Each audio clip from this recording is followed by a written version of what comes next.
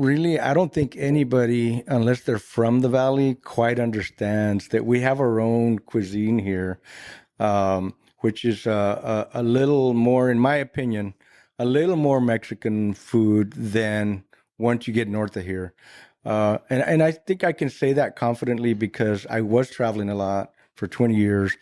And our big thing, my wife and I, on Sunday mornings, if we stayed out of town, we would go look for a little restaurant to get some menudo en barbacoa or some huevos rancheros, right? Um, and you'd be surprised how terrible some of that stuff is out there. I mean, they're ranchero eggs with paste picante sauce. You're like, what? Oh Out of a yeah, jar? Really, man?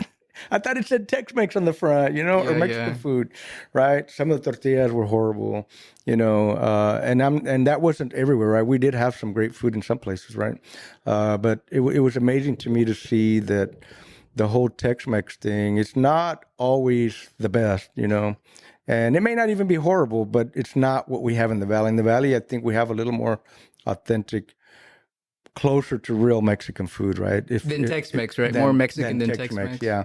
And that's one of the reasons why I put Mexican American cooking more than Tex-Mex on Oh, my okay. book, because I think the Valley has a little bit more. And now we have even more. There's a huge infusion of Mexican people coming over here and opening restaurants. Yeah. So now we have even more authentic Mexican food than you can find anywhere else. And I'll give an example. We were in Grand Prairie a few days ago, and pulling into town, I was surprised to see there was a lot of Mexican restaurant names on the buildings.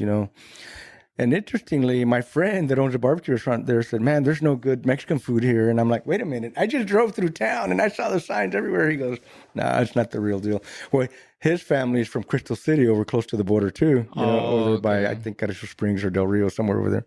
And so all along the border, I think we're very fortunate to have a much closer version of real Mexican food, even if it's not 100% the version that came from Mexico, but it's very close. Yeah. And then we have certain dishes that you're not going to find anywhere else. The botana is one of them, right?